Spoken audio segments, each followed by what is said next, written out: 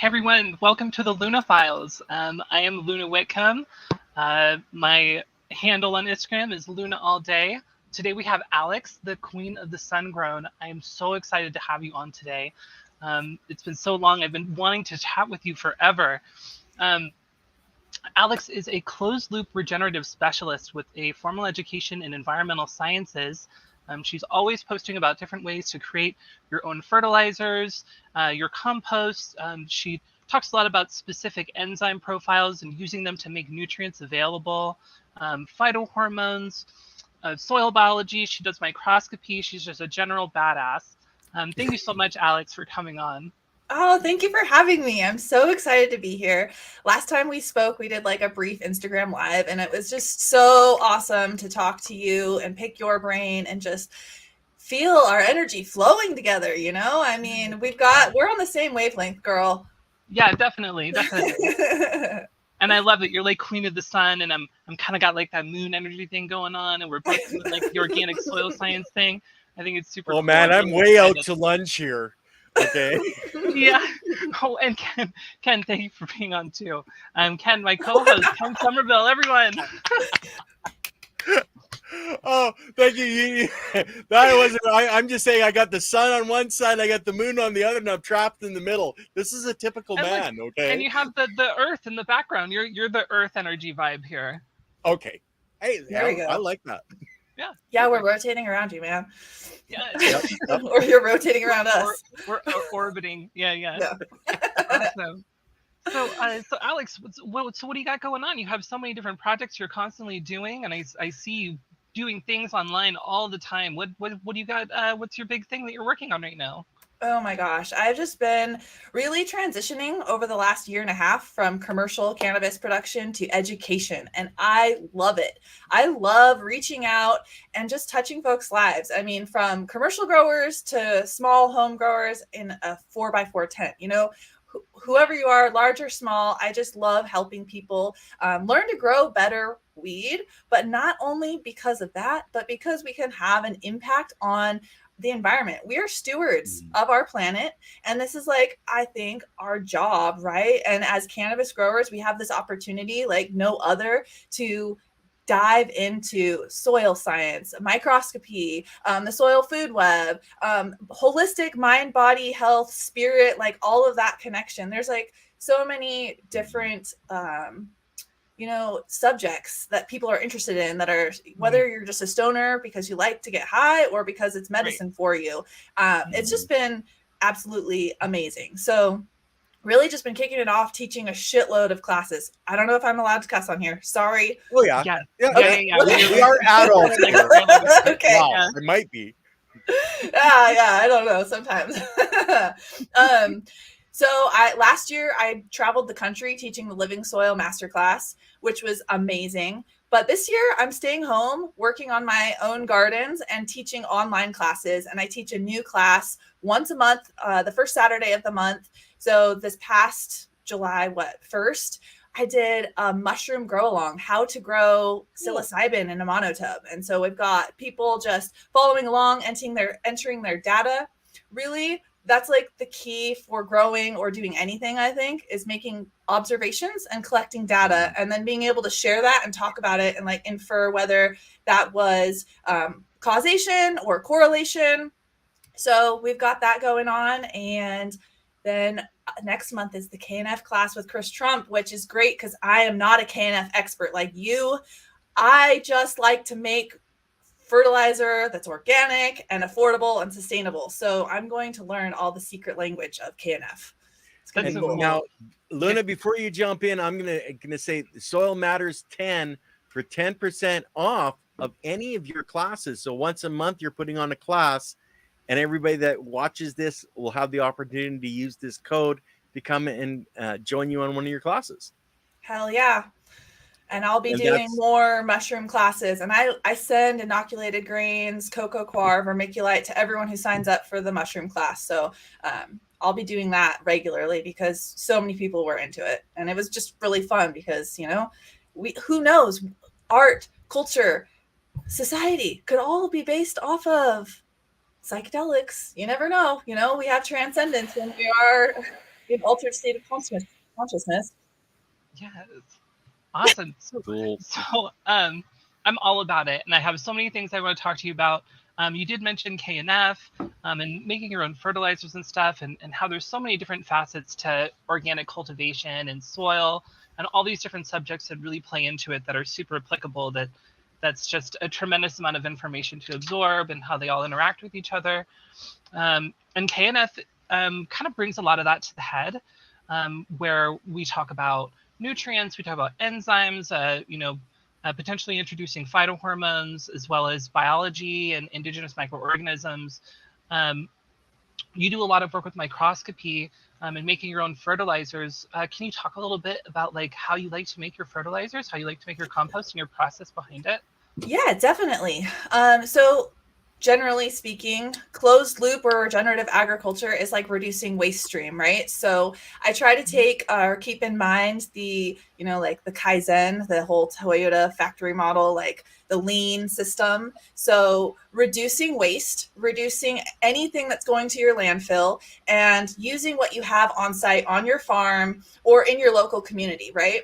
Sustainability isn't just about saving the planet. It's also about enriching your community and being economically viable for you. So going out and spending more money on something to be more sustainable isn't necessarily the most sustainable option. So using things you have in your home. So, like cardboard boxes from Amazon. I did a tour of a waste reclamation center, and like the biggest thing in our landfills are freaking packaging and boxes, Amazon box, Amazon box, Amazon box. So doing what we can to just reduce our waste, our landfills could be composted at home. So that's really like trying to get, kids into worm composting, or people who aren't into the worms, get a bokashi bin, or the Johnson Sioux bioreactor is my next project. I really want to build one of those. So thermophilic, you were saying that you're not like, you don't do the thermophilic composting. What's your preferred method of composting? So I'm really big on using insects to break down organic matter.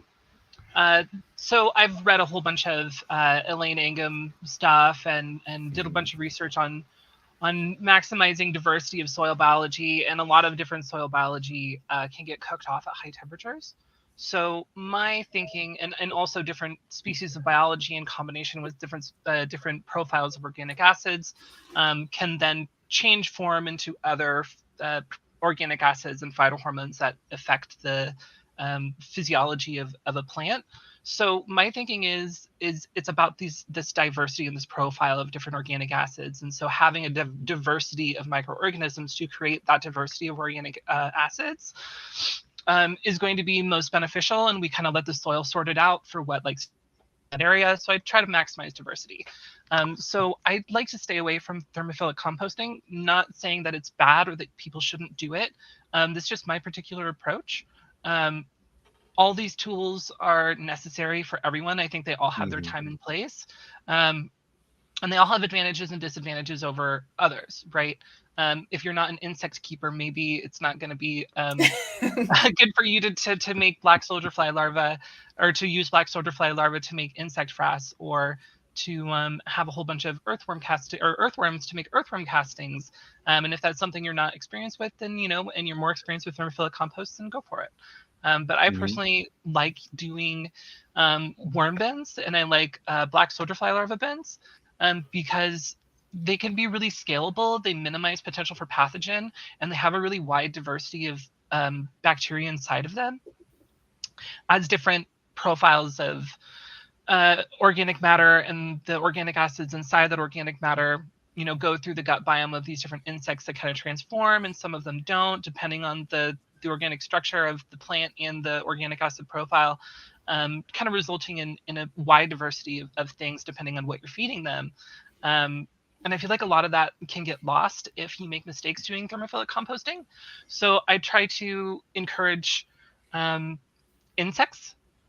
Also, those insects can then be used to create aeration or to feed chickens, and in extreme conditions to be ate. They also produce less CO2, which I think is a big one. We're not we're not changing the ecosystem by doing thermophilic composting, but it is something to take into consideration. So I also think it's more scalable than having huge mechanical equipment that's turning compost in these large quantities. You can just have a large area of insects that are breaking down organic matter super quickly. So that's why. Okay, cool. Yeah. Cool. That's awesome. I would love to Yeah. do a black soldier fly bin. I have not done that. I am always about the worms. That's probably my go-to is worm composting. But definitely thermophilic composting for large mass. I mean, when I was on my bigger farm, I had a lot of manure. Goats bedding, chicken bedding, and that kind of thing. And just like it was 17 acres. So lots of weed whacking, lots of clearing land, a lot of organic matter. And so like having various piles of thermophilic, I would say it's kind of in between thermophilic and static because I'm like the lazy composter. So I have like my, that's why I'm into the Johnson Sioux bioreactor. Cause it's like perfectly in between thermophilic and static. You just pile up a specific ratio carbon and nitrogen in like hog wire. You run like a French drain, like those black tubes. You pop holes into it so that it gets aeration all the way down, and you don't have to turn it. Although turning thermophilic pile is good for those guns. Gotta the farmer bod. That ain't me though. I can't actually do a thermophilic. So yeah, I'm actually really up on the Johnson Sioux, and I actually have one outside right now. Oh hell yeah! Very cool. I've seen some really amazing like in the Living Soil Masterclass, I had everyone bring their own soil sample so that we could look at it under the microscope and show everybody. Cool. And the Johnson Sioux compost was the most biologically active sample that for all year long. It was amazing. It was like bursting with life and so varied, like so many different organisms. I mean, tons of different types of protozoa, lots of bacteria, tons of fungal spores, lots of hyphae. That's the thing that I saw most lacking is in the cannabis growers' soil samples. There was tons of spores, but hardly any hyphae. So it was like, you're not promoting the environment for those spores to sporulate, grow out, and start that mycelial network. And it's like, it's great, but you're just keep buying products and adding more spores, and that's not really like it's not the idea. The lack of agitation, right? Like keeping it still and letting that hyphae grow and like network throughout without being broken up constantly by being agitated. I bet that gives it an advantage over other composting techniques. Oh yeah, definitely. That set it and forget it. Fungus is like that slow, long, like a succession species. We have like our bacteria who are primary, who come in after disturbances. And I really like to relate this to, with my background in environmental science, like ecosystem management. When you look at an ecosystem that has been disturbed, whether it's like road grade or fencing, something that they have dug up the soil, right? What kind of species do you start seeing? You start seeing lupins, hairy vetch, you see legumes, you see things that have relationships with bacteria, because bacteria are those boom and bust, that beginning species. So when we want to have that nice, like developed ecosystem, we don't want to disturb it. And people just, disturbance is like human nature, I guess, entropy. We like want chaos and disturbance and control, but sometimes it's good to just set it and forget it and let nature do its thing. Yeah, sorry, I'm getting over being sick. I'm a little hoarse. Yeah, let nature just kind of take its course, and it knows how to do it, and it's been doing it much longer than we have. Exactly. I am so excited. Speaking of, I totally forgot when we were pre-talking, but I am teaching at a festival. This is going to be my second year teaching at Myceliate. So it is a everything fungi festival in the Pacific Northwest on one of the islands in the Puget Sound. And I'm teaching a class on AMF, mycorrhizal fungi. And we're going to be talking about the relationship that these mycorrhizal fungi have with forest, with different plant species. Obviously, I'm going to be focusing on cannabis. But, it's like some people are like, oh, I don't even use that because it takes too long and it's not worth it because they're doing little pots, or something. They're not letting it grow out. But it's like, the value that we see with these relationships and different species is so immense. And I think that people just underestimate the power of fungi. They really, really do. I mean, fungus is more closely related to animal kingdom than the plant kingdom, right? And up until the 60s, it was like identified as a plant, and it's like, what the heck? It has chitin in its cell walls. Okay, chitin, what stimulates jasmonic acid, so that's going to stimulate more terpenes, more volatile organic compounds. I mean, it translocates information. It's like the internet of Bingo, the collective consciousness of Earth. yeah, Yeah, exactly, absolutely. 100%. That's how I see it. You know, like this network has been myceliating and connecting all these different living organisms over the entire planet for, you know, millennia, forever, since the beginning of time. Well, close to it. But Yes. it's so cool in how it can like sense like people walking on it and the animals walking on it and deliver information. I kind of think that it's like part of the consciousness of the planet, right? It's like Oh how yeah. mycelium transfers information. It's so cool. I hope you can come. You should try to come. You're not too far from that. Like what, 6 hours? Myceliate? When is it? October 6th through 8th, I believe. I'd love to go. Yeah, I'd love to go. I'm sure that, I mean, I know that a bunch of my cannabis friends go. So I'll look into it. I'd like to. That'd be cool. Yeah, it's really fun. It's family friendly. They're like do all different kinds of workshops, like, you know, doing inoculating logs with different types of mushrooms and extracting mushrooms and really cool. Who are some of the other speakers that are going to be there? Matt Powers headlined last year. Chris Trump was there. That's actually how we met each other on a personal level. And then like Dustin, Future 4200, Dustin, I can't remember his last name. There's a bunch of extractors there.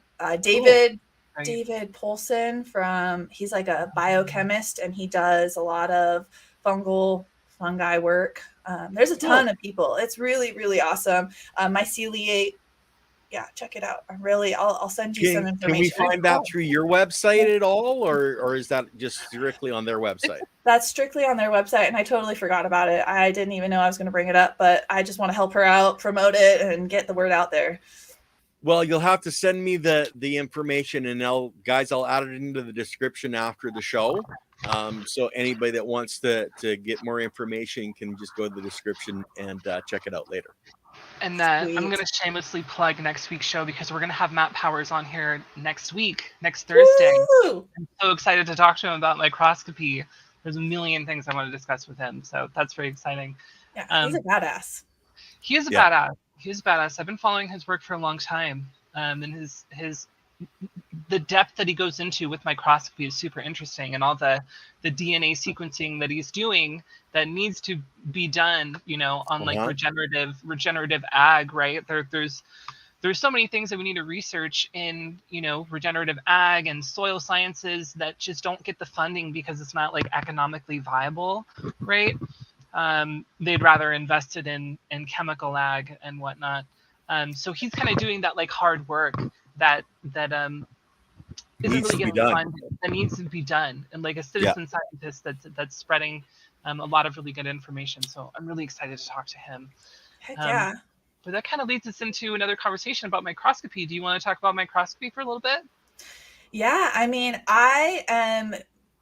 honestly, I learned microscopy a little bit in college, and then I took it to the road and just brought it out, and I've just been self-taught. I took like one biology class that we used microscope in college, and so it's just been kind of like trial and error and trying to differentiate. I have a hard time with protozoa, identifying the different types of protozoa. Like I can see, ciliates and flagellates, but then like different amoebas. I know there's two different types of amoebas, ones that like don't have a shell and ones that do. And so I'm just learning. I mean, a constant student of microscopy. So I should probably get my microscope out more often because it's so fascinating. And I find something new every single time that I look at the scope. Like what is that? Yeah. And then I'm looking it up, and it's so hard for me to find everything. I'm like, oh, what the hell? How do I describe this on Google? Right. Yeah. I mean, you wouldn't believe how much time I put into like running through stock photos like the morphology of different types of species of protozoa or just organisms of that size, right? Because it's not just as simple as bacteria, protozoa, so on, amoeba, and so There's on. so much more There's so there. many things that can be in it. Oh yeah.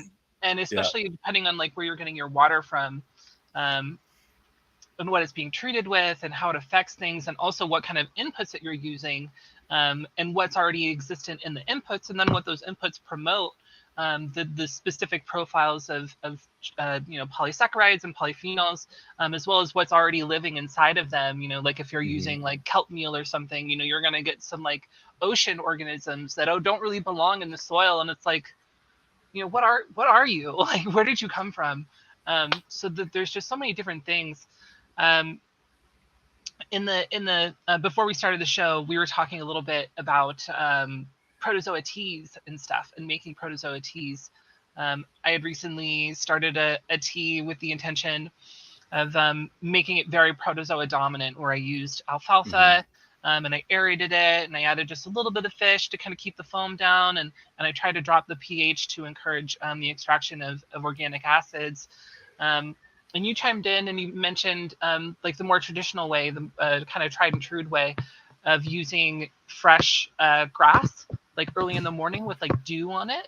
Yeah. So really interesting, right? Since protozoa can like insist and encapsulate themselves, right? So that they can survive all different kinds of conditions. And they actually live on like birds' feet. So when they come into the grass and get their worms, there's tons of protozoa that you can find all along in the dew of morning grass. So I have a traditional just recipe, like you said, traditional protozoa wash and tea that I use, every now and then. I'm not since I've had a child, my homemade recipes have really scaled back. I'm more on like that, like I said, 1 year long fish ferment.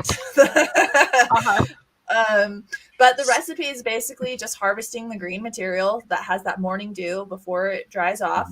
Fill a 5-gallon bucket about a third of the way up, and then weight it down with rocks, like with something else, a smaller bucket, like you did in your video on Instagram. Use dechlorinated water, fill the bucket up the rest of the way, and then I just let it sit for 24 to 48 hours. Then what? Are you aerating it? Nope. No?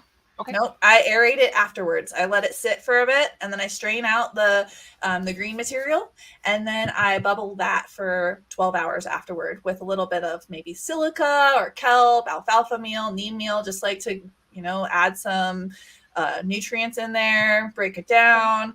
I'll probably add malted barley, because I add malted barley to like every single watering. I just love the profile of barley. I find it has so many varying enzymes, and it's like great throughout. I know that there's like argument of using which sprouted seed for which phase of growth, but I stick to malted barley throughout, because it's super high in phosphorus, it's super high in amylase, super high in phosphatases. So it's breaking down carbohydrates, it's breaking down and converting them into sugars that are accessible. It's helping digest all of the organic matter in your living soil bed. So I'm kind of like, I'm just going to use malted barley throughout the cycle. So I usually add that, and then yucca and aloe. And if I have coconut powder, a little bit of a dash in there. You're like me. It's like I can't help but be like, yeah. Like, more, come on, like, oh, it's missing this. I should add that. Are we cooking ladies here? Okay, what kind of recipe are we talking about now? That's how I feel. I'm like, a little this, a little bit of that, sprinkle this in here. Yeah, exactly. It is like cooking. So much fun. It's so much fun. I definitely get carried away with it sometimes. I'm like, oh, you know what? It's lacking a fat source. Like, I should add this, or oh, I'm missing this polysaccharide. I'm like, oh, I should. Yeah, it's so fun to play with. It really is.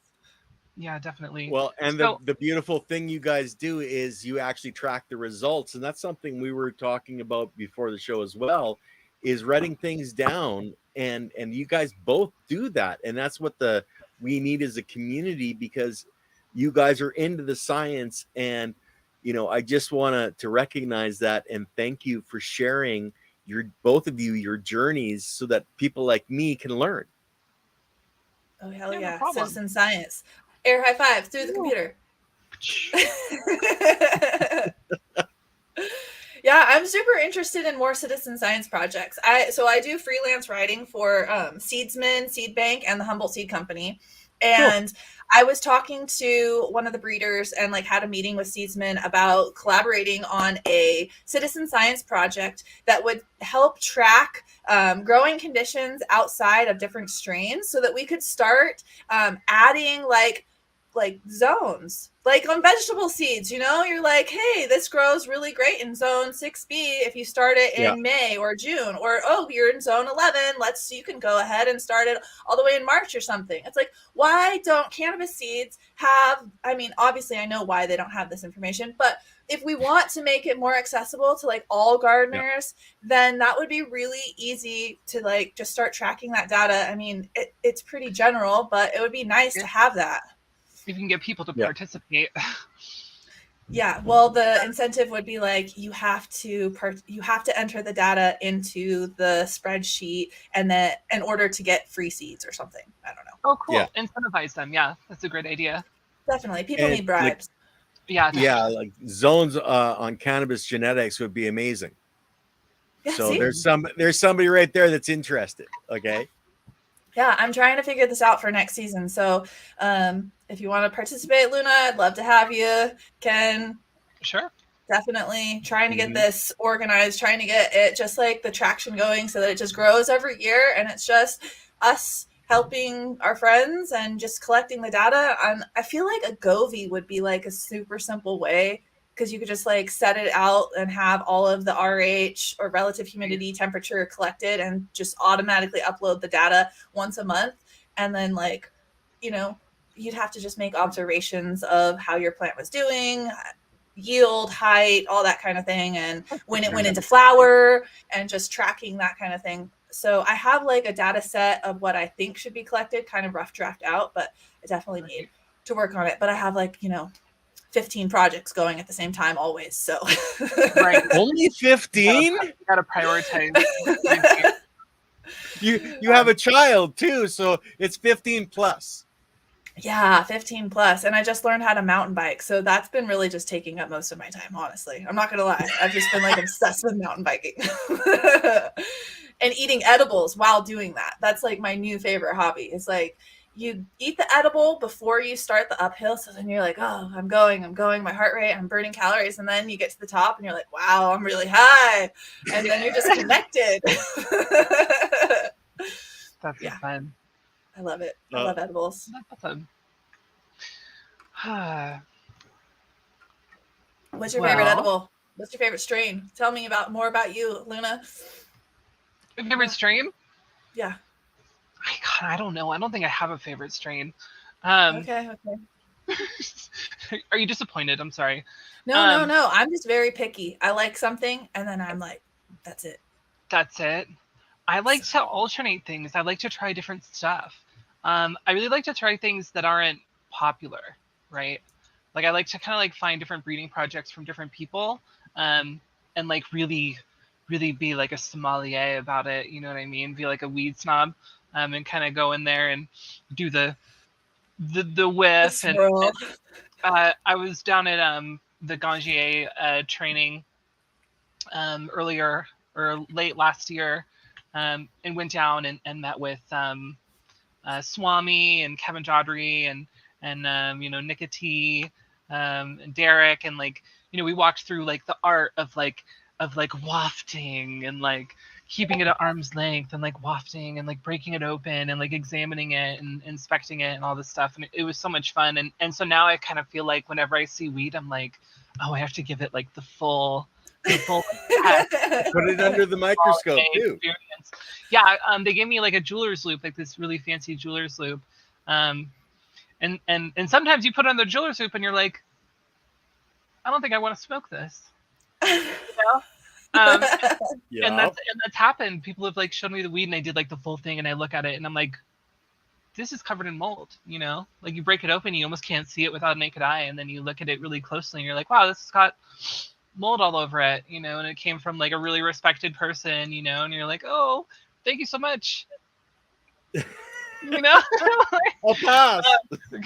Like Yeah, I'll take it home and I'll smoke it later. I'm not feeling like it. Yeah, I don't want to be high so in bad. front of people. I use that all the time. But- I don't. Yeah, I agree with you, girl. Smoking Yeah, other people's weed is hard. I mostly just smoke my own weed. Yeah. Yeah. I feel like You know Like- what went into it too, and that makes it extra special to you. right. Exactly. Yeah. Every weed grower thinks their weed is the best weed too. So Yes. Well- And you always want to give it away. That's part of the community. You just want to give it away. Right. I mean, but my weed's actually the best. No. Oh man, the But, stories are I'm getting just long. kidding. A I'm fish just story, Luna. Huh? What'd you A say? fish story. It's getting bigger and bigger. Oh, yes. Yeah. It's a big fish, whatever. But I've been smoking a lot of my cheese process because I've been playing with my cheese line for a long time and putting it on different things and seeing how it works out and like hunting and stuff. And I think my go-to right now is still my raspberry moon cheese, which I'm just kind of in love with. I don't know if I don't know where my jar is. I'd show it to you, but you probably couldn't see it anyway. So yeah, I think my favorite right now is my raspberry moon cheese, which is it's DJ Short's blueberry on kryptonite, and then that was put on UK cheese, and then that was put on animal cookies, which was like this really amazing like true breeder's cut of animal cookies that I got like back in like 2010, 11, long time ago, maybe a little bit later than that, but that's what I've been smoking on a lot lately. Well, I definitely want to get some seeds from you, girl, because your shit looks great. I love it. I love singing. Yeah, I'll just send them to you. Just send me your address and I'll just send them to you. Woo! Yay! Woo! Thank you. Heck yeah. No problem. I've mostly just been smoking on sour diesel. Honestly, tried and true. I'm a sour diesel girl. I just want to get go, and don't slow me down. Or Yeah, even All I've isolate. ever grown is New York sour diesel. That's a staple. That's like such a classic genetic. I love like that sour diesel nose and the effects, and there's just nothing like it really. Yeah, it's good. You guys sour diesel seeds? No, but I have clones. Do you really? Yeah, New York City diesel from Soma Seeds. Cool. Yeah. I can send you a clone of my raspberry moon cheese. Oh wait, we're definitely not sending clones. Never mind. That's not what we're talking about. Clones that's legal. That's legal, right? There's no THC in a vegetative plant. The Farm Bill, right? It's like hemp. It's technically the exact same thing. If it's not in flour, then it's not. I thought that was like the whole loophole. Oh, I didn't know that. But we're definitely not talking about doing anything that we shouldn't supposed to be doing. Alleged. This is all alleged. This is all just for entertainment purposes. We have a disclaimer. We refuse the right to all of it. These are 0.3 THC, you guys. What we're talking about here is hemp. Hemp. Literally hemp. What time is it? Okay. And at that age, they are basically there's nothing there. Yeah, exactly. That's what I'm saying. Mm-hmm. So enzymes. You want to talk about enzymes? Funny. I was just about to go into enzymes because it would be like, you were talking about malted barley. I'm big on enzymes. Enzymes are so important, crucial part of the functionality of soil and the functionality of roots. They're a part of our root exudates and how our plant communicates with the soil to better uptake nutrients and stuff. So you like to use malted barley a lot. You were talking a bit about the profile and how you use it throughout the entire growth cycle. Is there anything else you want to talk about barley? We could go into different enzymes. I think it's important to know that enzymes, a lot of people reach out to me about IPM things and different products that claim to have enzymes in them, and it's generic enzymes or something. And it's so important to know that every enzyme has a specific function, and that enzymes are catalysts for chemical changes. And so they literally make the world go accelerate. They do things. They are physically catalyzing these events from that would take maybe 1 million years could happen in a few days with the presence of enzymes, specific enzymes there. And so understanding how to bring in specific enzymes at different times is really, really freaking cool. And so something that I've been trying to get away from, we talked a little bit about this before, is phosphorus. I've been really trying to study and figure out different organic phosphorus sources that aren't guanos, because the way that guanos are harvested is completely unsustainable on a commercial scale. Like cave ecosystems are so unique. And so when you're out there harvesting bat guano, the bats won't come back. We're destroying specific microorganisms that are only found in caves. We're just destroying these ecosystems that took a really, really long time. And so like trying to figure out how to do things and accelerate the breakdown of phosphorus with phosphatases, the enzyme that is responsible for solubilizing and breaking down phosphorus. So there's specific microorganisms you can introduce at specific times, right, that will produce that specific enzyme.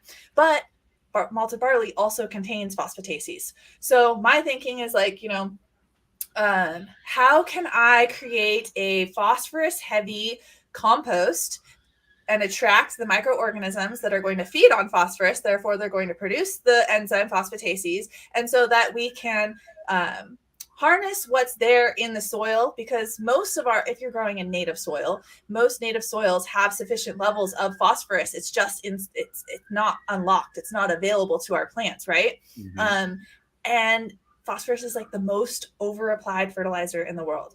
Every single year, the Gulf of Mexico dies off because of all of the phosphorus and nitrogen that's applied throughout the Midwest that washes down the Mississippi River and creates dead zones, killing off like everything, algal blooms.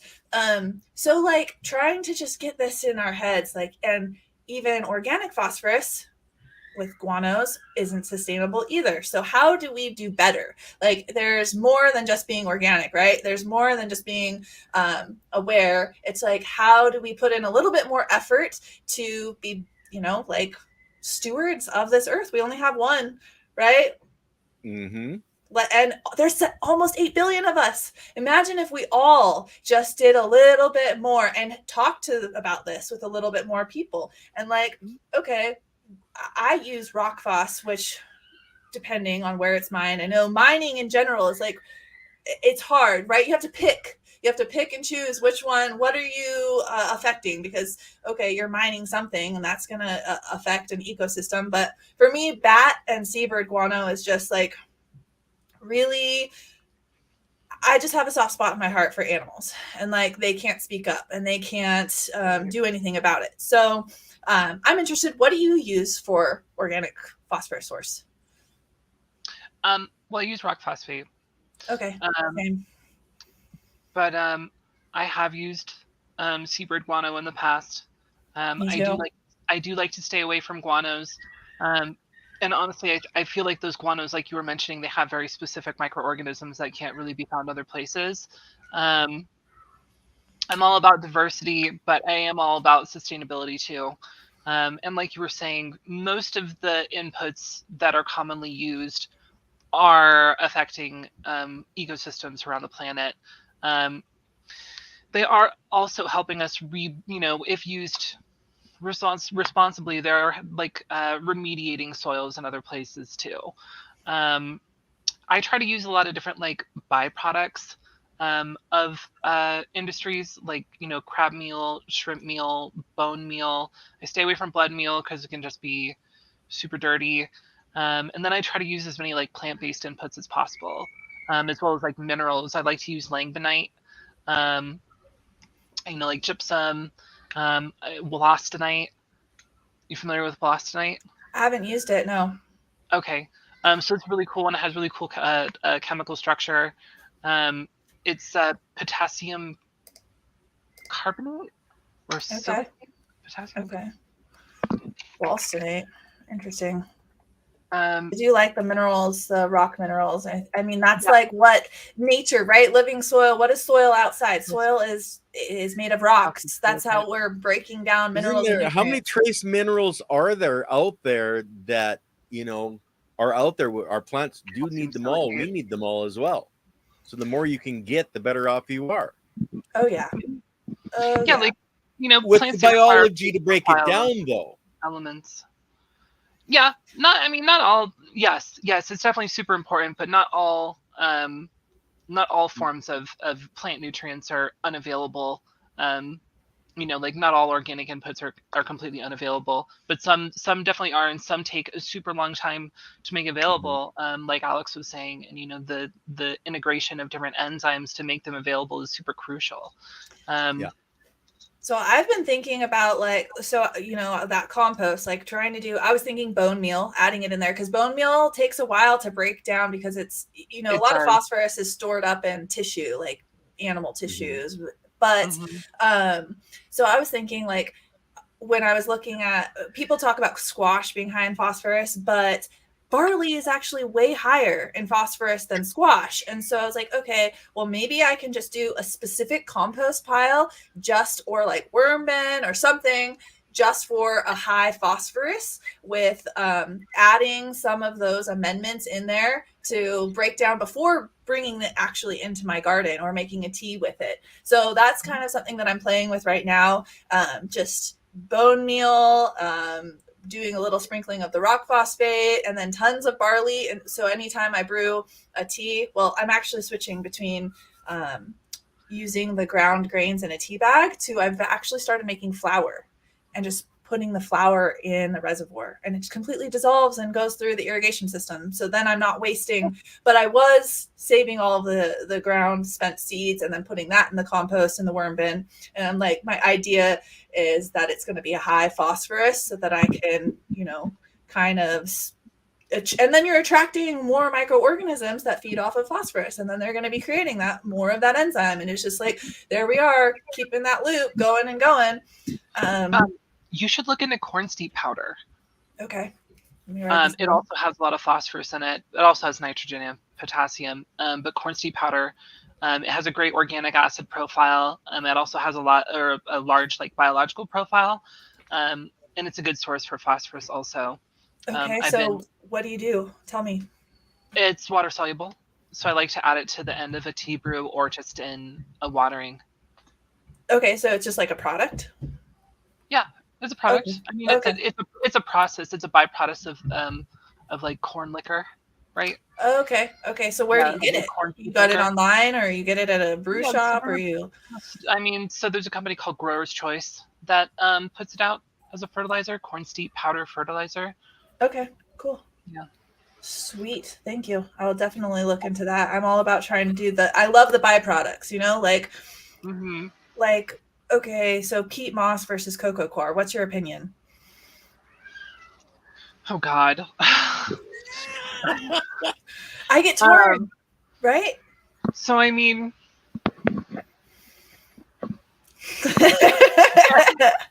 so I'm okay. So I mean, like, this is a conversation that so many people have had, and I'm just going to repeat all the same talking points that everyone else has, where coco coir, you need like a lot of calcium, to fill up those cation exchange sites, right? You need a lot of calcium, and people also do that with peat too. Peat is said to be a very unsustainable media to use in soils. They've been using it for a long time, but now the peat moss farms or locations that they harvested them from are getting low, and that's why the price is going up, and people are moving on to coco coir. I think that coco coir is another alternative. There are definitely pros and cons to both, right? Coco coir, just being a byproduct from like palm trees and things that grow near the ocean, right? They're going to be really salty. They have a lot of, that ocean breeze typically, right? That rolls over them, and that ocean air actually has a lot of nutrients in it. The ocean water has a lot of nutrients in it, and over time, with just the vapor that passes through it, it's adding a lot of sodium, and it's adding a lot of potassium. And you can have a very inconsistent result, right? And so you hope that these different manufacturers are getting it from like a consistent location, and they're washing it very thoroughly, and they're making sure that it's really consistent product. There can be inconsistencies. There can be trade-offs, right? So I find that coco coir is it's better at being aerated, right? Like, it dries faster than peat does. So I think What it's do you really good for use that. when you're building? When you're building a new soil mix, what would you use? My soil mix right now is peat moss. Okay. The plants that I grew, you know, the pictures of all my like huge monster plants on the internet that I post all the time, that was a coco coir based soil in 400-gallon pots. So I've done both. Yep. I think that I ran into some like week 5 issues in the coco coir. And I think that has to do with calcium availability, as well as not being able to hold on to nitrogen. You know, good nitrates, you know, they'll run out, right? They'll wash out really, really quickly. Um, and since it dries out so fast and you have to keep it wet so much that if you have runoff constantly, you're going to lose a lot of your nitrogen. And you're going to throw off the balance of your soil, and it can create like calcium issues. So there is just a trade-off, really. You almost can't create runoff when you're growing with coco coir, and you have to be really on top of your calcium and your nitrogen levels. That's your opinion. That's my opinion. All right. I'm down to try again. Do like a side by side. You know, build a soil with like the same inputs. One coco coir, one peat moss. I'd be interested to see that. Yeah. Which one? I'd be interested to see it with leaf mold substitution. What do you mean? Making a leaf mold. Like make just leaf like, mold pile, you know, like a 2-year age leaf mold pile. I haven't done it, but I have heard that it can substitute coco coir or peat moss. Oh, like as your media, like the third of your soil mix. Interesting. Yep. Wouldn't it just be compost though? Yeah, but if you're not adding anything else, if it's just leaf mold, you're not adding any other organic matter. It's supposed to have a very similar texture and lightness to it and aeration quality that peat moss and coco coir have. So I haven't seen it done yet, but I would like to see that. Interesting. So why aren't you doing it? I know. I need a deciduous tree. I don't have it. I have pine trees. I need oak leaves, and someone in Oklahoma, if anyone in Oklahoma is listening to this, they have tons of oak trees. We need to see this experiment. I'd like to.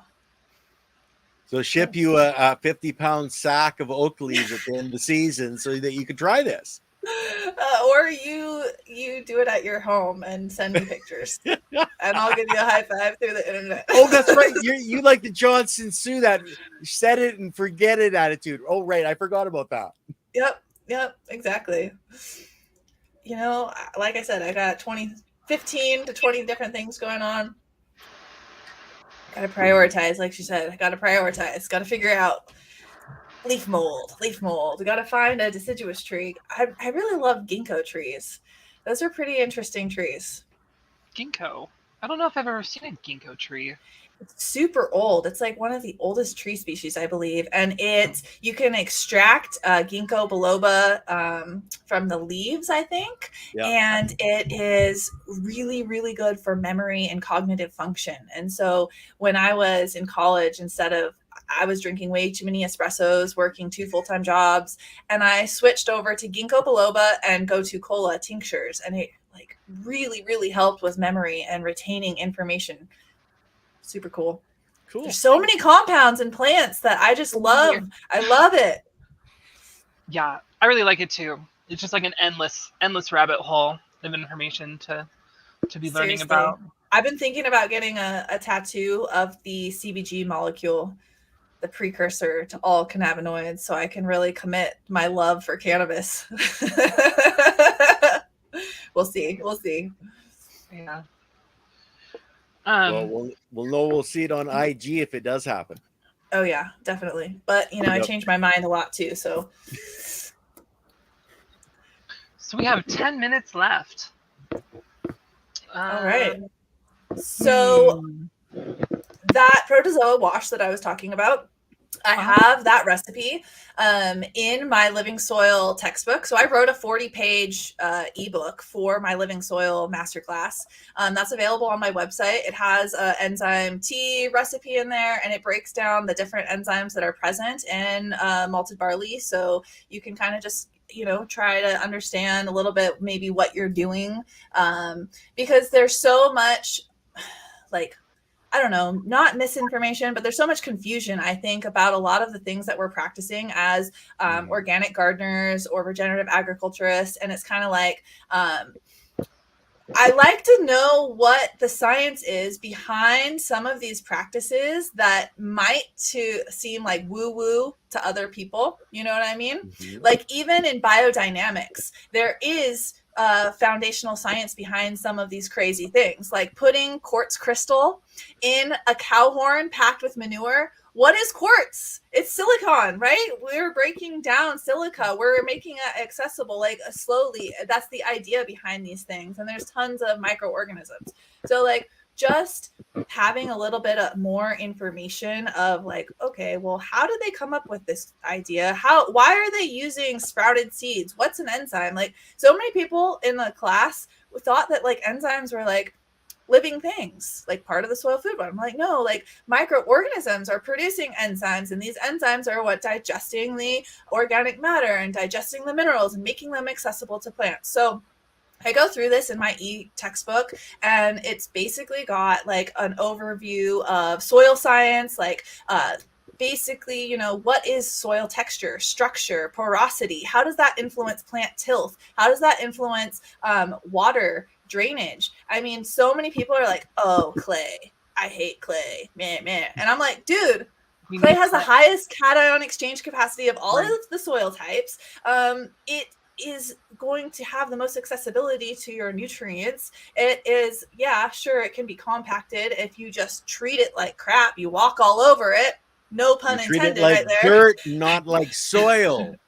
Yeah. There's a difference. Yes. And so I actually really love clay. I love seeing, like, this, cracked, beaten, degraded, walked all over piece of clay, and like turning it back into soil and loving it. I'm super into cover crops and companion planting. Like, okay, let's bring some tillage radish. Let's bring some daikon radish. Let's grow some freaking barley so that we can let it go to seed, chop it down, and have those enzymes there. Let it just chop. Like I said, set it and forget it. If you grow a bunch of things, just chop and drop, let nature just run its course.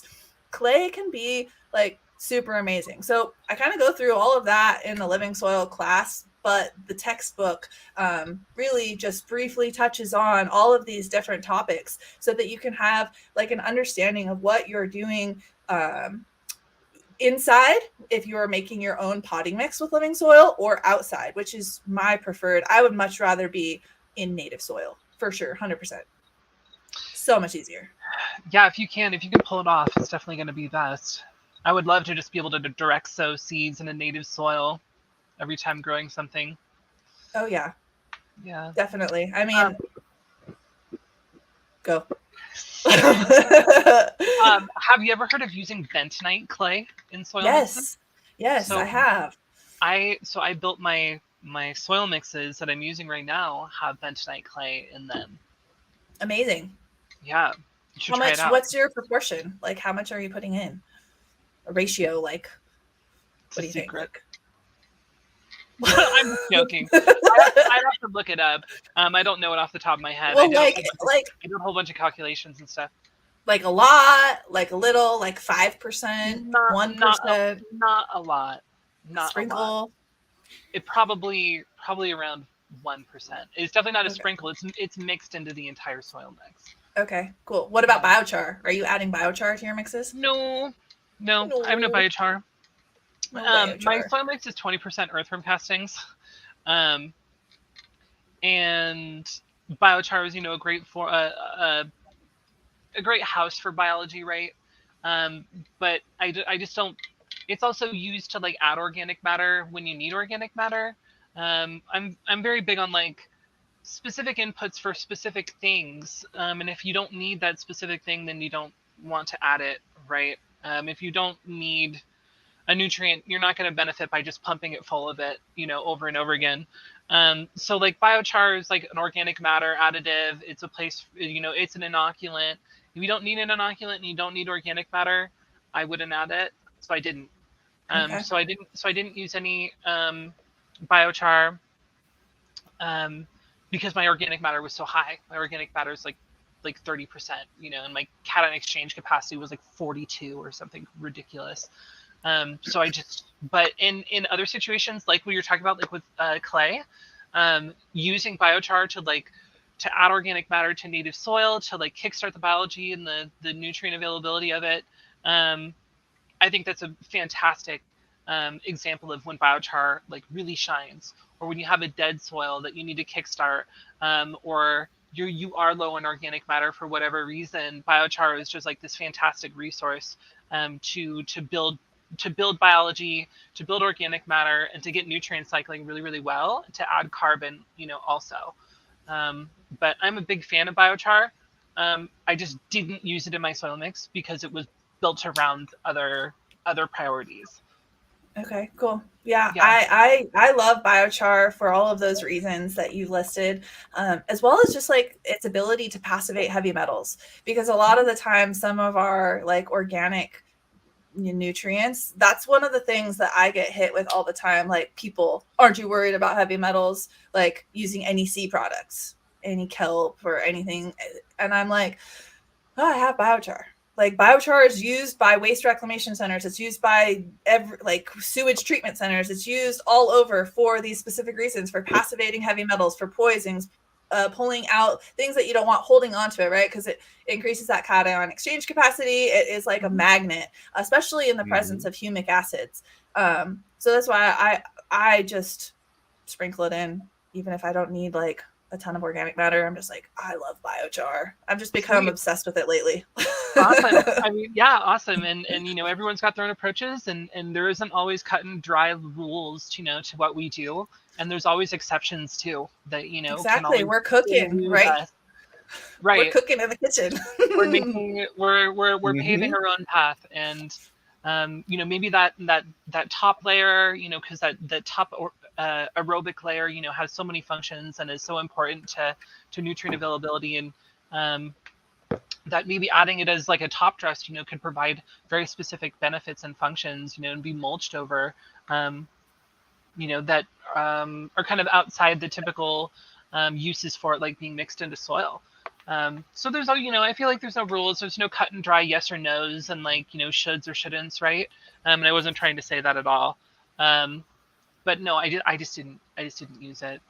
But what you had said about accumulating heavy metals and stuff like that, using it to like prevent, like popping hot for heavy metals and like your cannabis and stuff. That's a fantastic functionality of biochar. I use zeolite. Have you ever heard zeolite? of zeolite? This sounds Zeolite, zeolite. You should look it up. It has a very interesting like matrix style chemical structure. And it's also used in waste management facilities and to remediate heavy metals and stuff. That's what I built. That's what I built my soil with, because I did use a lot of fish and ocean-based products in my mix. So I added a lot of zeolite also, because, like you said, I tried to stay away from mammalian byproducts, animal byproducts. I just, I try to treat everything with compassion in the world. And so I try to go with minerals and waste byproducts, and I used a lot of ocean stuff. So zeolite is really great at that. It's also what's in like kitty litter and stuff too. Okay. And I'm seeing like pictures of kitty litter and like horse fresh. Yeah. It's used a lot in kitty litter because of the structure of it. It can absorb like scent. It absorbs different things so well. And if you look at the chemical structure of it, it's like this. It's like I don't know how to explain it. I don't know if we could bring it up on the screen. I'm not even going to try to spell it. Okay, so if you can bring it up on your screen. I think it's funny because I have a lot of folks who will ask me like vegan cannabis, like recipes and for building like a vegan system. And I just don't get how worm castings are vegan, but like horse poop isn't.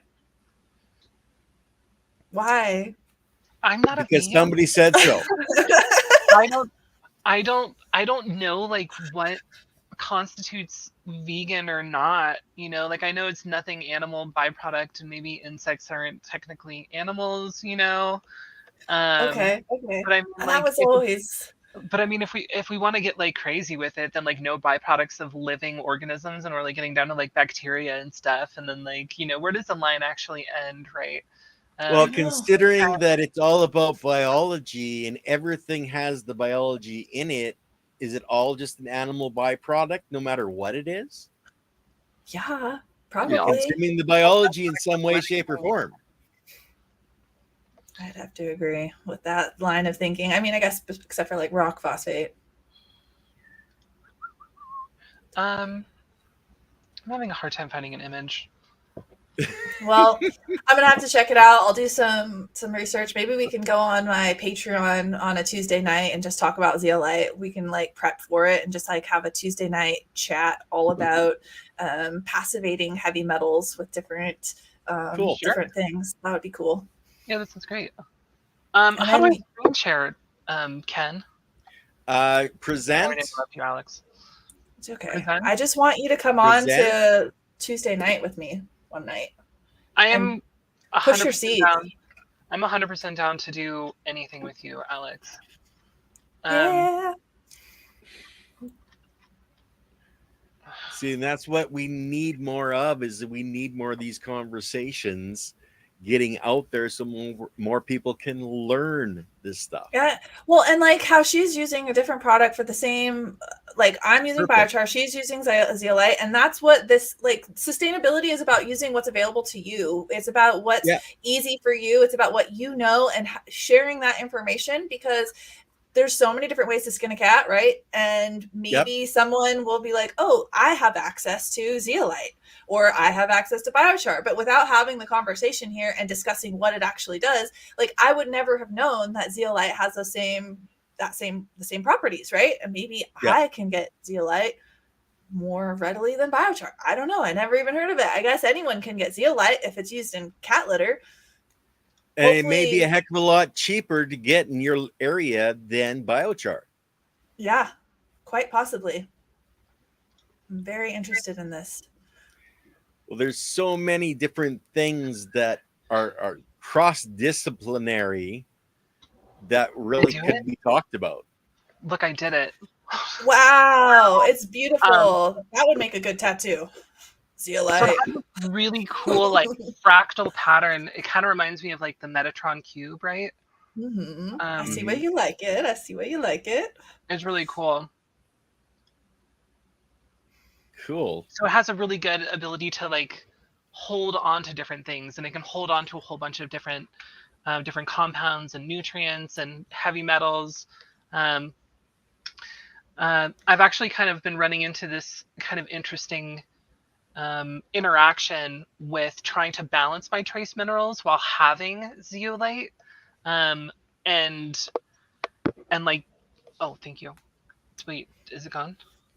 Oh no, it's still in the background. I just took it off the screen. Okay, I got it down. Because it's so good at like holding on to heavy metals and like trace minerals and stuff like that. I wonder like how it interacts our ability and like our balance like of trace minerals in our soil to then be uptaken by plants, right? Because if it holds onto them so well, is it like locking them up almost? Like they're present in the soil, but are they properly being uptaken by the plant? Yeah, that's interesting. You know? Interesting thought. Like how do these heavy metal retaining structures interact with balancing heavy metals in the soil? Like, I guess you would have to do like a leaf tissue sample of the plant that was grown with the zeolite, with everything being the same, and then in a plant or in a soil mix that didn't have the zeolite, and then see what the levels of those micronutrients are in that leaf tissue sample. That's Soilscape Solutions. You guys are writing the books on this, okay? You guys are the ones writing the books. You're going to do the experiments. Soilscape Solutions would be super into that. He would love, I don't know, do you know him? He's based out of Humboldt. He does targeted analysis of soil and leaf tissue samples, and he does like specific foliar sprays for people according to the leaf tissue sample, and so that they can get direct micronutrients like according to whatever, and then build up their soil over time and make custom blend mixes. And he's just got amazing, like you get the soil test kit and then it has like a QR code that you scan, and then it keeps track of your soil testing through the years, right, and what you've added, and then you can get your tissue sample in, and it's just like a invaluable data collection set. Plus he's like super intelligent, amazing to talk to, and it breaks things down and explains it so well. He sent me some of his Soilscape of the specific nutrients for foliar feeding, and he's just he would be a great guest for this show, really. Cool. Soilscape Solution. I can't remember his name. The company is email me information. You're going to email me information so that we can reach out to him. Yes. Remind me again. What else am I emailing you about? Soilscape Solution and Mycelium Festival. Myceliate. Yeah. Okay. Yeah. Okay. Perfect. Write that down so I don't forget. And in case you do, I'll send you an email to remind you. Thank you. I appreciate that. Not a problem. I'm really bad for that. So. Yeah. So we are a little bit over our time. Do you want to like plug anything? You want to talk about anything you're doing? Well, if you ladies wanted to continue, we've actually had a couple of people say you guys are on such a roll, you should just keep going as long as you want. How you feeling, Alex? Sure, we can keep going. Sure. All right, sure. Go for another 30 minutes or so. Okay. Yeah, we can go to like 7:30. I am fighting being sick. Okay, we can be done too. We can come back. Okay. I'm feeling pretty good today, but I don't know. I'm definitely like kind of congested and horsey. I was literally in bed for like 5 days yesterday. Oh my God, I'm so sorry. 5 days before. It's okay. I'm feeling a lot better. I got on antibiotics and I'm feeling a lot better today. But what do you do for boosting your microbiome after the antibiotics? Oh God. Well, so I try to treat my body the way I treat my soil, which is so funny, which I feel is funny. I feel like I kind of got it backwards, but I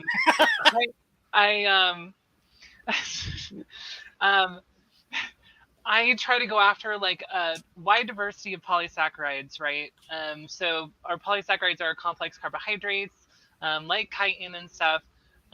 So I do a lot of adaptogenic mushroom blends. I do smoothies every day, and I try to alternate different like smoothie things to kind of keep biology functioning. And I've noticed it's done like wonders for my mental health and for my physical health and for my skin complexion. I don't take probiotics really. I did for a long time. But I just kind of did, like I've put those little tablets like under microscope so many times, and like that shit is dead. Like they are not true. alive. Yeah.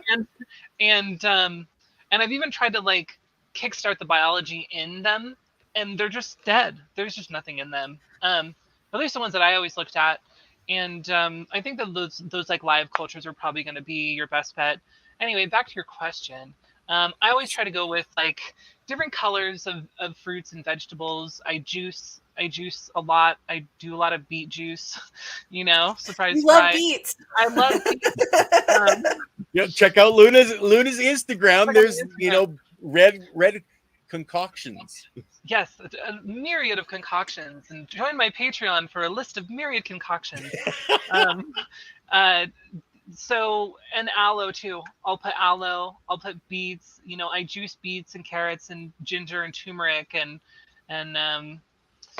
apples and cucumbers and stuff. And then I do a lot of that stuff to my soil too.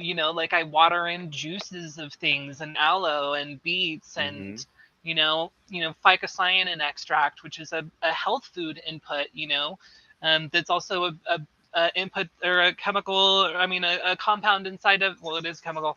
A compound inside of like kelp meal and stuff like that. And people will use labs to extract phycocyanin. but it's like a health food, and I buy it from like a health food store, right? And I Okay. put it in my smoothies. And so like a lot of the stuff that I do for my plants, I'm also doing for my body, and vice versa. I Uh, think that is so important, and I think it is so funny that people are like tend their soil so much better than they tend their bodies.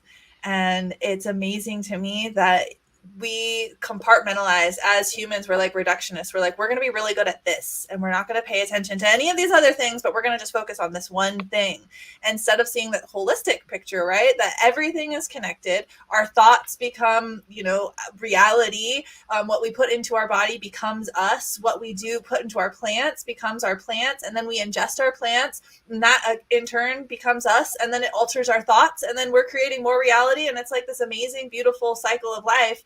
And yet there's so many people who are like eating freaking preservatives and junk food, and then they're growing like all organic living soil. And I'm like, yo, like, yeah. you should be eating like what you're giving your plant, and you should probably be exercising more. There's like not enough exercise, not enough all of it, combining the mind, body, spirit, 100%. for sure. 100%. Kefir grains. Kefir grain. Yeah. Yeah. I just started that. It's really gross, honestly, but I'm gonna try it. I'm gonna try it with raw cow's milk instead of the goat's milk, because the goat's milk is just so pungent. But I've heard really good things about it. My stepbrother, he drinks it every single day, and so it's just like, like you're saying, those probiotics are like dead. It's just like a snake oil kind of a thing that they're just trying to sell you. But incorporating those probiotics, those good bacteria from nature as best as you can, and kefir is like a great way. Any fermented food or anything like that is going to help your gut health. And we're seeing like a huge correlation. Now we're seeing the scientific evidence of what we eat and how that influences our microbiome and our bacterial communities, and that influencing serotonin and dopamine and our mood and our health. And then that's going to encourage us to exercise more, which is going to boost our endorphins. And it's like this positive feedback loop. Woo! Yes. Feeling Take good. care of your Looking body. good. Yeah, exactly. You gotta Take care of yourself. your stomach, take care of yourself, take care of your body. Just like earth. your plants. Exactly. and your plants, Yes. exactly. And then smoke really good weed while you're doing it. Yeah. That's Yes. always 100%. the key. Yeah, I'm really excited. I've got moving off of the farm was really hard for me, honestly. That was like a hard for my mental health, going from farming life and commercial production to living in a suburb. I've never lived in a neighborhood in my whole adult life. So now I live on a 1/4 acre in Spokane, Washington, which is like the biggest city I've ever lived in. But I have my medical card, and we are allowed to have our 15 plants. And so I've got, a little medical indoor in the garage. I've got a little living soil tent. I've got some plants out in the backyard, and I'm actually like having to, talk to the neighbors. And I've never had that. Like I lived in a grower community where every one of my neighbors was growing like 100-foot greenhouses. And it was like, that was just what you did in Nevada County, California. And so this whole transition from like, farm hill life, like being a hill bitch, to now living in the suburbs and being like, yeah, like, and my landlords, they know that I'm growing because they know that my business, like, this is how I make my money. I teach cannabis cultivation, and I teach classes, and like, how can I teach this if I'm not growing a little bit of plants? I've got a card for 15 plants, so it's fine. But it's a completely different mindset up here of, just weed is not, I guess maybe growing up in California, it was like completely different because weed was legal since I was 5 years old. Like medical, you could go to a pot shop. Since 1996 is when Prop 215 passed, and maybe Washington, because it's only been since 2016 or something, that it's just like not as widely accepted. But it's definitely been very interesting to like, my neighbors are spraying and killing the dandelions in their yard, and like, we don't mow, we do the no mow May, so that we can like, Yeah, with the bees. yeah. Yeah. And I get calls like, they're complaining about the length of your grass. Are you gonna mow soon? I was like, no mow May, bitch. Like, I'm saving the bees. I'm about to put up signs. And so now I have like these 4 full-term plants. I started seeds in March, and I think I've got like let's see, purple ghost candy, gelato OG, strawberry banana grape, which I'm like, I can't even find what that's actually crossed with. But they're all seedsmen, because seedsmen, you know, I got to create the content for them. So I'm just growing that. And they are like, I want to say, because I have them in a 100-gallon smart pot and a 100-gallon living soil grassroots, so I can do a side-by-side to see the difference between. And then I have a 4x4 grassroots living soil bed. And then I have a DIY bed that I built that I have like the polyculture with corn, beans, squash, radishes, all growing with one giant ass plant. Cool. And my neighbors put their house up for sale. And I have like these 4 giant plants that are, you know, it's veg still, and they're probably like 10 feet tall right now. And I'm like, and they're going up. Yeah, I'm just kind of nervous because I've already had all of the complaints about the no mow May and the smell that they can't even sit outside because of the overwhelming smell of marijuana. And I'm just like, oh, well, I'm about to bring them some edibles and be like, hey, you know, my husband's chronically ill. Brownie. Yeah. Brownie for me. Yeah, right. Relax. You can't complain if you're too high. Exactly. And then I was talking about that fish bucket. So I, you know, that's the whole thing, right? Regenerative closed loop is taking your waste product. So me and my husband love fishing. Before I got into cannabis, I actually worked for the Nature Conservancy doing endangered species management for fish. And so I worked with fish biologists and like counted a lot of fish and like GPS data of their reds, where they were spawning, and just collected data. You know, I love collecting data. So we fish a lot, and I just was like, okay, let's just save all of our fish guts and our heads and the bodies, and let's make this putrid, you know, brew of fish intestines. And so I've only done water only on the plants outside so far. They're in a soil mix that was blended by the local worm farm, which I'm all about making your own soil. I love it, but girl, I got so many things going on. So I was just like, you know, I'm supporting the local community. They make their own. I've seen the worms. They're treated well, very humane. I love it. Humane. Yeah. Yes. Yeah. And so they made the mix for me. They put bokashi in there. They put biochar in there. They put like, you know, I think they're using down to earth amendments. And rice holes, I was able to, they were like, are you sure you don't want perlite? Are you sure you don't want perlite? And I was like, please just put rice holes in there for me. Cool. So they did all that for me. And so far it's been water only. I did mix a little bit of the earth juice rainbow mix, the dry amendment. So he sent me some samples and I was like, okay, I'll play around with that. But I just got my pump in and my water barrel, and I'm going to be doing my first tea on those bad ass bitches out there this coming week. And I'm really excited. Besides the I have the paralysis analysis of the fish bucket. Like, I wore a gas mask when I was chopping them up because, like I said, set it and forget it mentality. There were a few fish that it took a few days for me to cut them up and put them into the bucket. And by that time they were, you know, filled with gas and really nasty smelling. But now it actually doesn't smell that bad. When I checked on it last, I stirred it with a little stick and I was like, oh, wow, doesn't really smell. It still looks disgusting. And I need to, you know, strain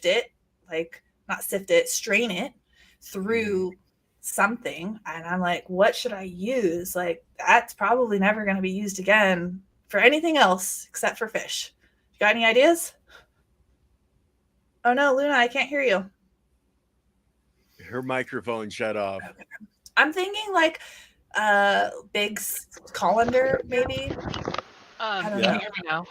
Yes. Yeah. Okay, sorry. I ordered a microphone and it was supposed to be here. Um, Colander. So I do all my straightening with either like a compost tea bag. Okay. But if you're gonna be using it with, you know, maybe you might want to get like a paint strainer bag, like a couple Yep. layers of paint strainer bags, like 3 of them.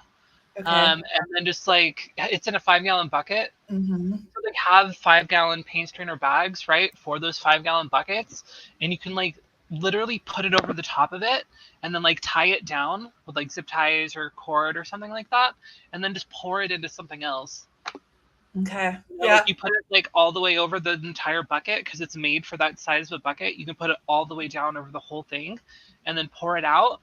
And then the weight of it's going to pull the paint strainer bag down a little bit, and then you can almost just like plop it into another bucket by like pouring it into another bucket, and then the weight will kind of plop down, and then you have the entire mass inside those paste strainer bags.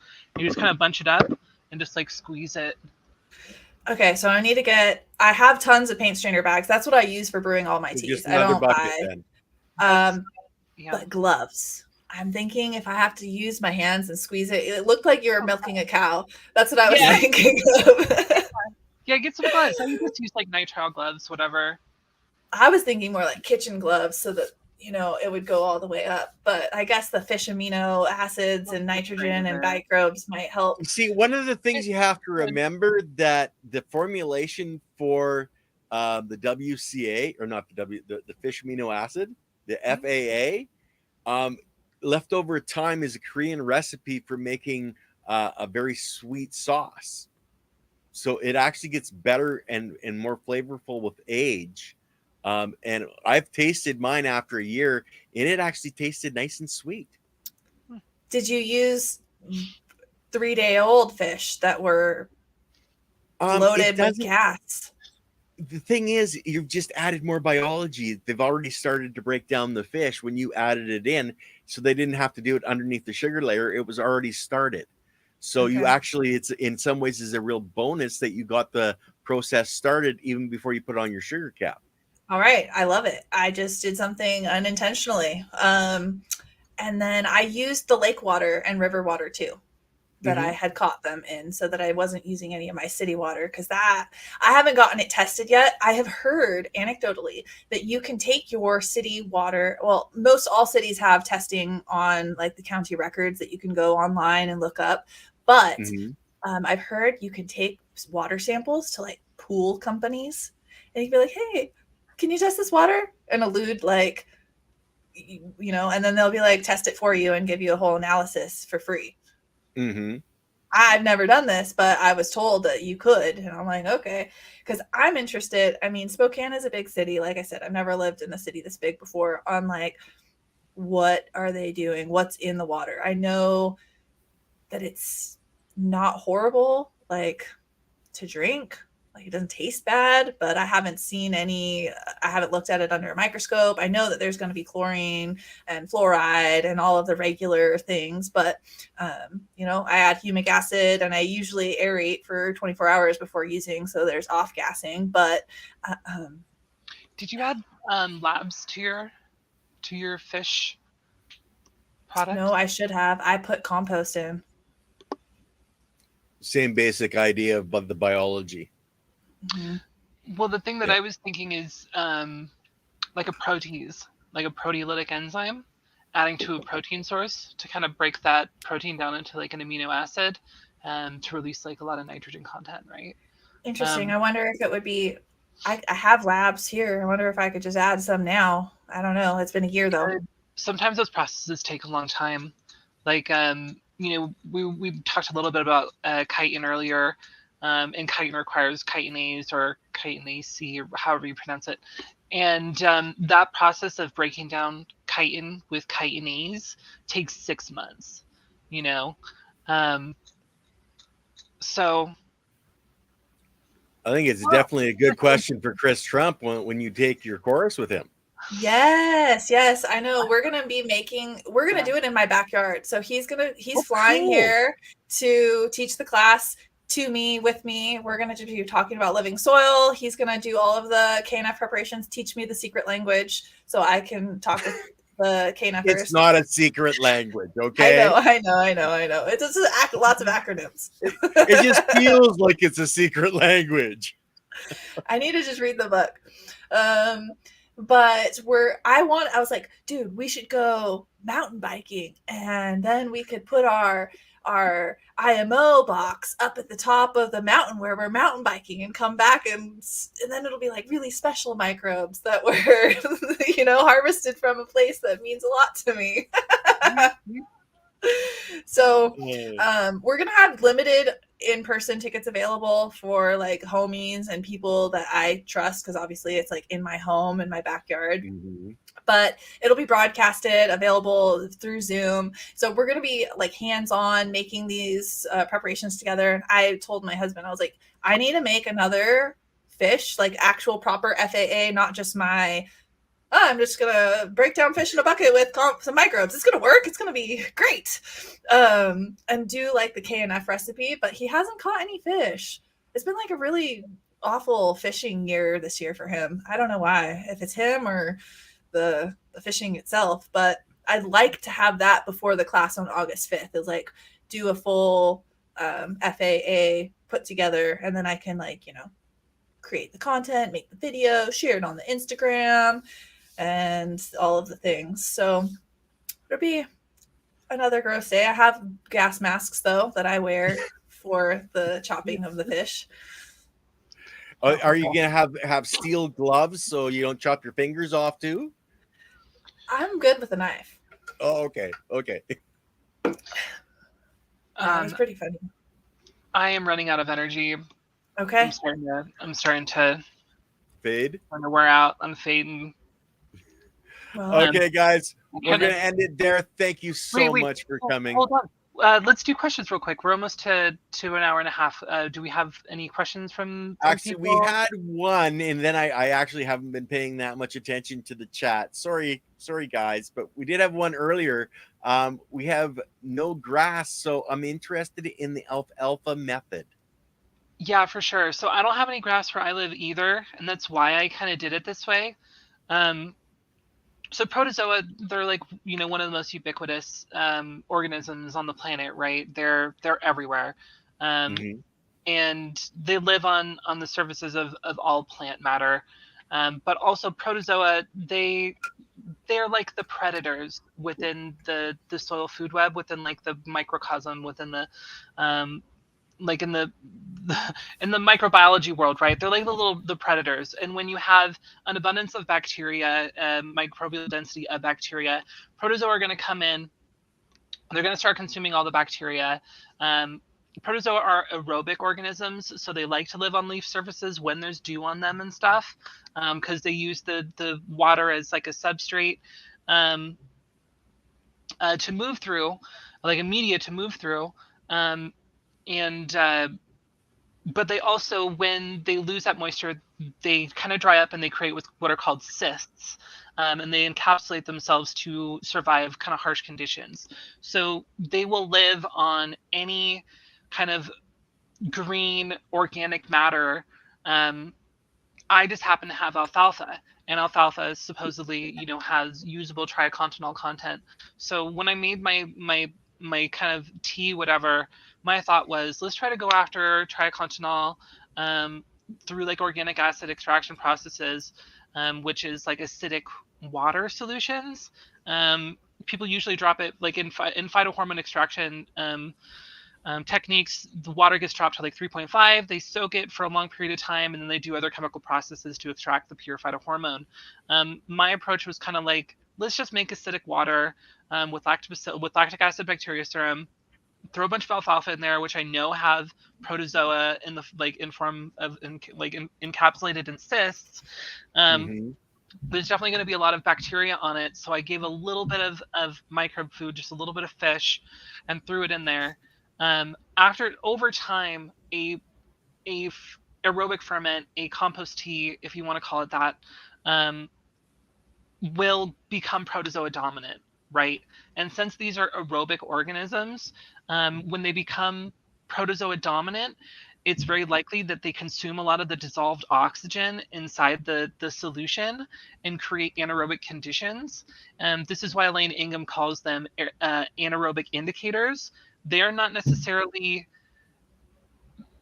their presence does not mean that the solution is anaerobic, but in high numbers, they can contribute to anaerobic conditions, right? So if you let a brew go for very long, it will eventually become protozoa dominant. If you let it go for too long, the dissolved oxygen content will drop and kill off all the protozoa, or most of them at least. So it's important to keep it aerated, let it go for longer, and then use it when it's ready. I unfortunately got sick right after I made my tea, and it's now been going for like 6 days. And I wasn't able to do any of my testing that I was originally planning on doing, so I'm probably gonna have to remake it. But I'm gonna go out there. I'm gonna throw it under my microscope. I'm gonna test this solution with my dissolved oxygen meter. I might end up just separating the alfalfa from the rest of the brew, adding it to my conical brewer and aerating it without the organic matter in it, and see what happens to it after that. So the method is you just add green organic matter, give it a little bit of food, any kind of microbial food source, and let it go for a longer period of time, and it'll eventually become protozoa dominant.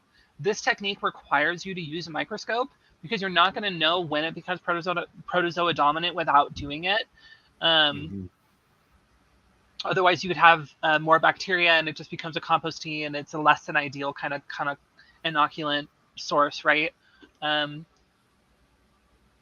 So yeah, you let it brew for longer, probably like 3 days, 4 days, scope it, wait until there's a bunch of protozoa. And then if you don't have a dissolved oxygen meter, you add it to like cold water, because cold water is going to have more oxygen retaining capacity. Cold water is able to hold more oxygen than warm water.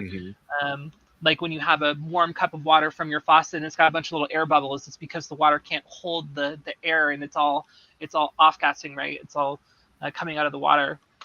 So that's kind of the same thing. And that was a really long and unorganized example and presentation of what I was doing.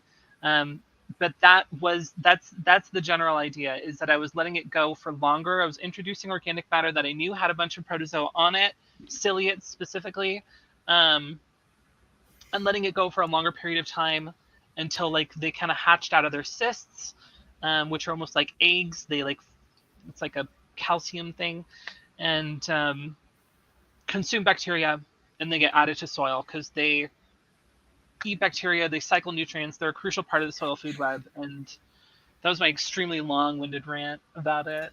I like to remember ciliates for being silly with their little silly fingers, because they have the little yeah. They get the little hairs, the cilia. They have the cilia. I don't think protozoa get enough attention because, all of those grow shops, what do they sell? They sell a bunch of the same bacteria, a bunch of the same fungal spores. And it's 50% of your bacterial community is consumed by protozoa, which is changing the form of nitrogen, which is making it accessible. It's like we don't talk enough about the protozoa. So I'm really happy that you were highlighting that and that people are interested in getting to know it, because the general introductory grower isn't focusing on or even thinking about the protozoa. No, it's not even a thought. So we've got 2 more questions that came in, and I think they should be quick. Okay. How long does the tricotinol persist in alfalfa after harvesting? We didn't have any idea. Does it even at all? I know, I've heard that. I've heard that it doesn't, that it's mere it degrades really rapidly off of it. So I when you said that it's retained, I was like, wow, that's really cool. I was under the impression that it degraded really rapidly after being cut down. I do not know that, right? Okay. So the organic acids, every organic acid will have a create a physiological response in plants, right? Like you can look them up. There's tons of different organic acids that will create physiological responses. And so it's not always that we're after one specific organic acid that acts as a phytohormone. I believe it's an entourage effect of organic acids, in a profile, that really can create these physiological effects at times. And a lot of the times when we're using these things that we know have like supposedly high tricontinol, like an alfalfa SST or something, like, is it actually surviving the biological breakdown in the soil, and is it then being usable by the plant and uptaken by the plant in that form? And honestly, this is all conceptual, and conceptually it makes sense, and conceptually it does these things, but like the actual research behind whether or not these compounds and what proportions and concentrations they exist inside these inputs that we're using, and whether that's enough to even trigger a physiological response, is unknown. And so like we can conceptualize these things and kind of try to do these things, and that's what I like to do a lot of the time. And that's like a lot of organic practices are like that. There isn't a lot of really fine detail information on a lot of these things that we practice, and like they conceptually make sense, and we can physically observe that things are happening. Whether those things are happening for the reasons that we believe they are or not really takes a lot of experimentation, a lot of research, and it's almost impossible to know without like, you know, chromatographs and a lot of this expensive equipment, and testing by, you know, formally educated people in laboratory settings to do them. So does it retain in alfalfa? I have no idea. I don't know. I couldn't know. And if someone tells you they know, they're lying. Okay. Now, but you did trigger a memory on the other part of the email was the gentleman that did the lab testing. I would like that information to be able to put down as well. Yeah, Soilscape Solutions. Yeah. Yeah. So how long does it stay? I don't know. I have no idea. Is it there? Did I actually extract it? I have no idea. And we won't know for a while till somebody does the actual testing. Yeah. So last question, can I use well water? Yeah, sure. I mean, as long as it doesn't have like a bunch of sulfur in it or something.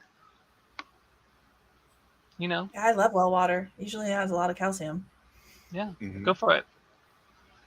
That's what I ran into growing this last cycle, not being on a well. This is my first time not being on a well and not having calcium carbonate like just always in my water. And so I'm like, oh shit, I need to add more calcium. This is like not, it's so different growing off of city water versus well water. Oh yeah. Calcium, more calcium. More calcium. More calcium. Fourth happens to be a really nice building blocks for the biology. Has to have it.